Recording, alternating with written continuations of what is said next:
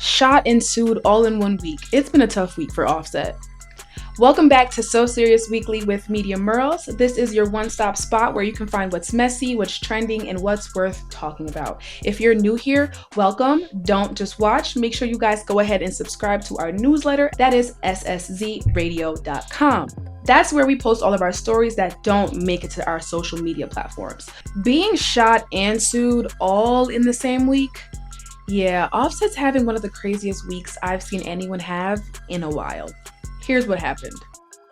Offset and Lil TJay went from arguing online to someone getting shot. Earlier this year, back in January, Lil TJay put Offset on blast, saying that he owed him $10,000. Fast forward to this week at the casino. An argument broke out, things escalated fast, and then shots were fired. Offset ended up getting hit and rushed to the hospital. Thankfully, he survived. Lil TJay was arrested following the incident, but his attorneys are already saying that he had nothing to do with the actual shooting. Offset was later seen outside the hospital, smoking on a cigarette, sitting in a wheelchair, looking pretty much stressed and depressed. And how can he not? Because not only does he owe Lil TJay, but he also owes a Detroit casino. Yeah, Offset is being sued for $100,000 by a Detroit casino over an unpaid line of credit. They gave that man $100,000 just because I guess they thought he was going to pay them back. Obviously, he never made the money back. Now he's being sued. And somehow Cardi B is still being tied to his shenanigans. Reports came out this week that Offset has requested DNA testing on her newborn baby that everyone obviously knows that she had with Stephon Diggs. Why are we asking for a DNA test sample when we already know who's the father? All right, y'all, let's get into this next story because it's about to get freaky. And not that kind of freaky, so get your mind out the gutter. Diddy. Let's talk about Diddy. Diddy is supposed to be locked up until 2028. But now his own team is saying that he could be out by May.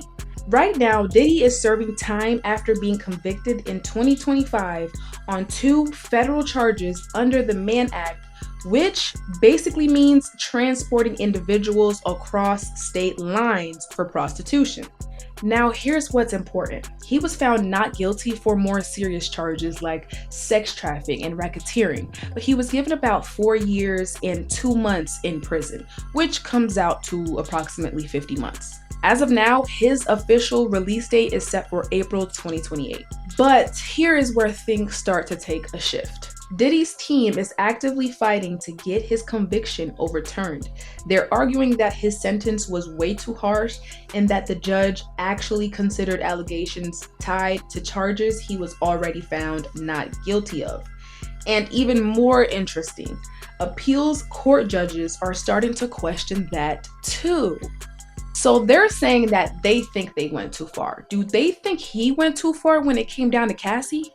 During a recent hearing, judges openly raised concerns about whether Diddy's 4-year sentence was excessive, especially for the charges he was actually convicted of.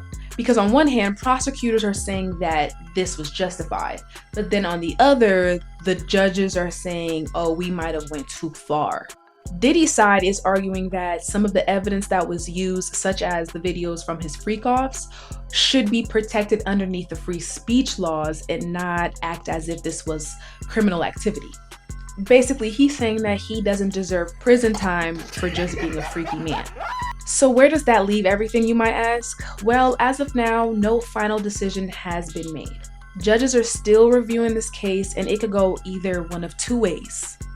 Either his sentence gets reduced, or he stays put and doesn't get out until 2028.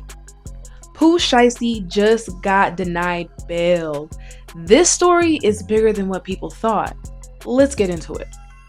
Right now, Pooh Shiesty is being held on federal robbery and kidnapping charges tied to an alleged incident that happened back in January of this year. Pooh Shiesty, his dad, and others kidnapped Gucci Mane because Pooh wanted out of 1017. During a recent court hearing, An FBI special agent confirmed that Gucci Mane did provide a statement to investigators and that it's a part of what's helping the prosecution build their case. But one thing about it, Shiesty's team is fighting back pretty hard. They're arguing that the FBI's timeline doesn't make any sense. They're questioning why it took months to make arrests if the evidence was supposedly so clear from the start. In the coming weeks, Shiesty's lawyers are expected to file multiple motions trying to challenge the government's entire narrative.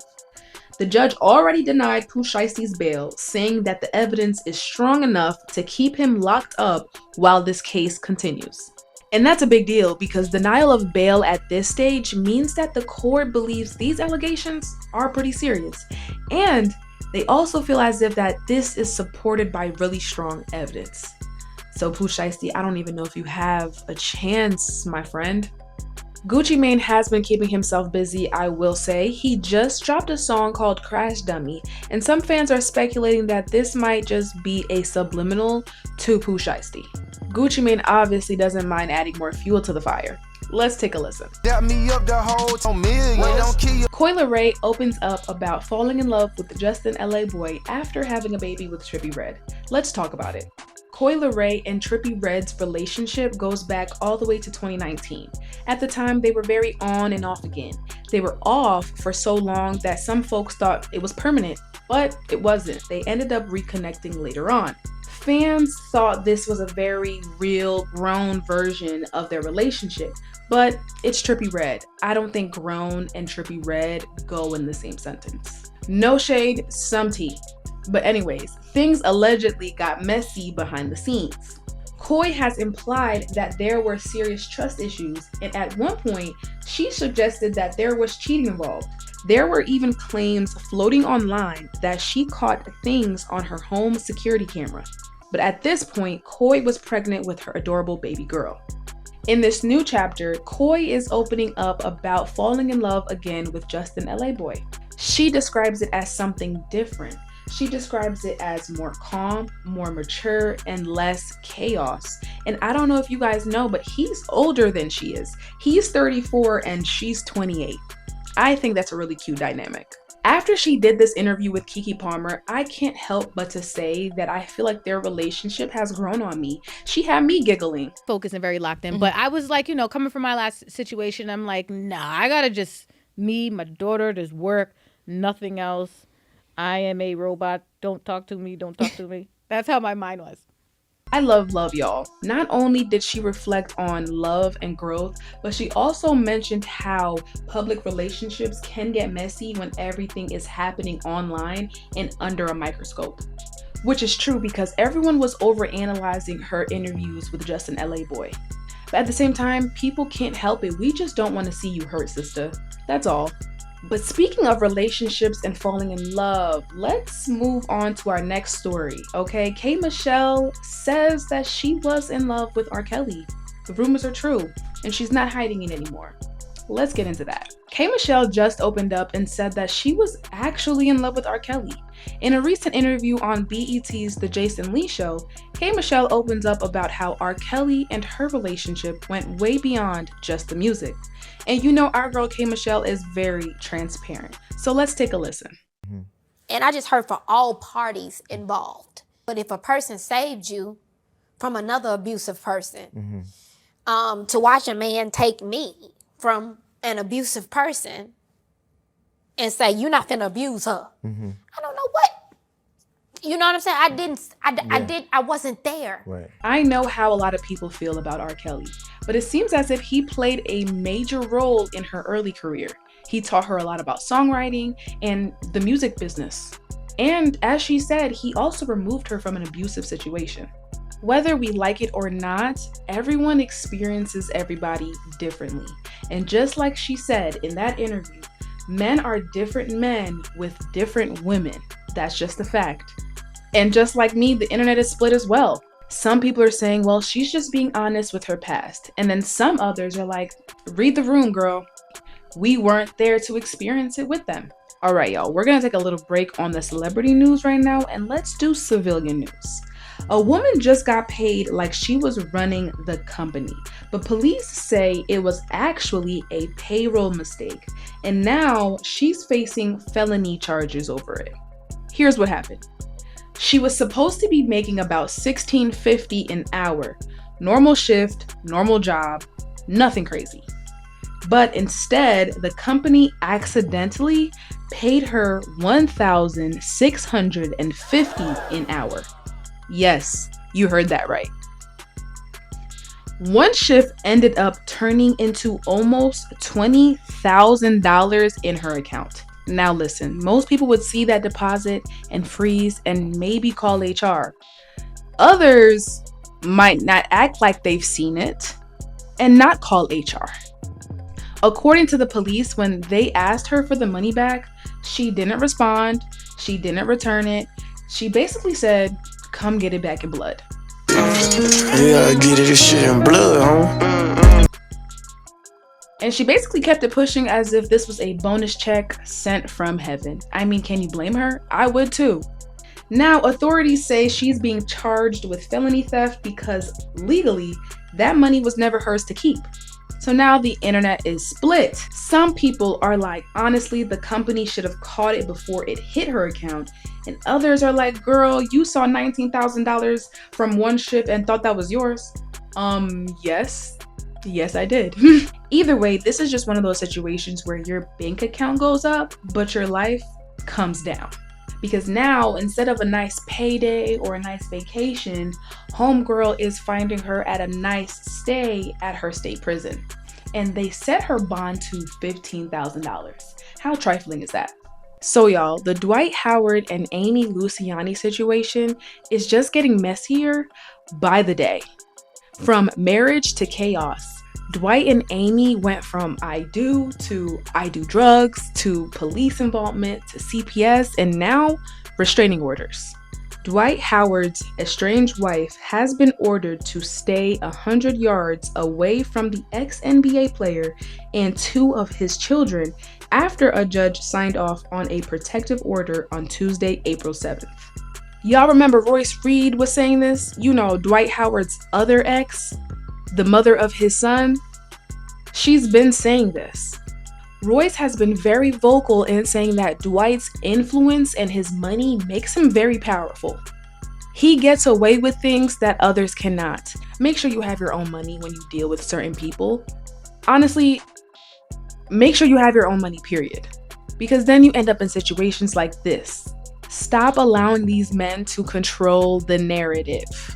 Amy, you better get yourself a good lawyer, girl, because the internet can't help you. You have to put the bag down and help yourself. If you want more updates on this Amy Luciani and Dwight Howard situation, make sure you go ahead and subscribe to our YouTube channel and go ahead and subscribe to our morning newsletter on sszradio.com. It's that time again. Welcome back to Main Character or Menace of the Week.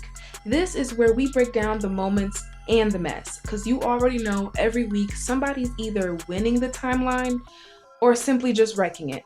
So we only have one question for you guys. Is this person the main character or are they a menace? Let's watch. Hi. Hi. Do you want to give away $20,000 for free? Yes.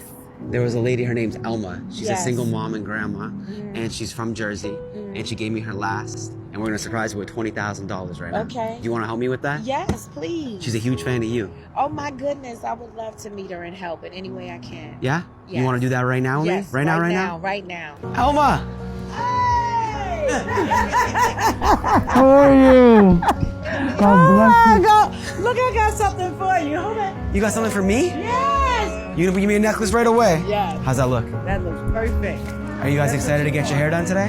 Out here, we wear wigs. You wear wigs? Well, you want to come to the hair salon with me for a sec? Yeah, why Yeah? not? That Wednesday, I had to stay home. I was overwhelmed. You didn't go to work Wednesday? No, I couldn't. I stayed home and I just wanted that peace with God. He didn't have to do it, but he did. He blessed me. Out of all the people in Jersey City, me, a person who feel like she was nothing, a person who's been through the hell of fire for these past few years, God chose me, so I'm grateful. So I think I had a few dollars in my pocket the day I brought you the slippers, but I ain't care. I have a friend that really resonated with your story. She's also a single mom. Can I introduce you to her? Yeah. Do you know who Taraji P Henson is? Oh, snap! Oh, snap! Oh, snap! Oh, snap! Girl, you bad as I don't know what. I heard you in here saying you giving all your monies away. I know. You just busting at you because you're not taking care of yourself. Yeah, always been So I'm like gonna make that. sure you do that. So I'm doubling what they have already donated to you. I'm doubling because I know you're not taking care of yourself. Because I know you're going to use it, and I know you're going to take care of everybody else, and you need to take care of yourself. You hear me? Yeah. Take care of yourself. You can't pour into people if you don't have nothing. So Elma, I'm making we got sure. $40,000. Oh, snap! Oh, snap! Oh, snap! Wait, one more snap! Oh, snap! Oh, snap! $40,000. Oh, snap! Oh, snap! Oh, snap! Oh, hallelujah! To God be the glory! Zachary, oh, God. Love you. I really do. I love you too. How sweet. I literally almost cried. That's exactly why this made it into the main character or menace of the week. Taraji P Henson, you are the main character. Okay, that video really touched me. It moved me. Taraji girl, you are the birthday. All right, y'all, that's a wrap on this week's episode. If you laughed, learned something new, or even side-eyed your screen just a little bit, make sure you go ahead and like, comment, and subscribe. Don't forget to subscribe to our morning newsletter. That's sszradio.com. Don't forget, stay informed, stay opinionated, and stay so serious.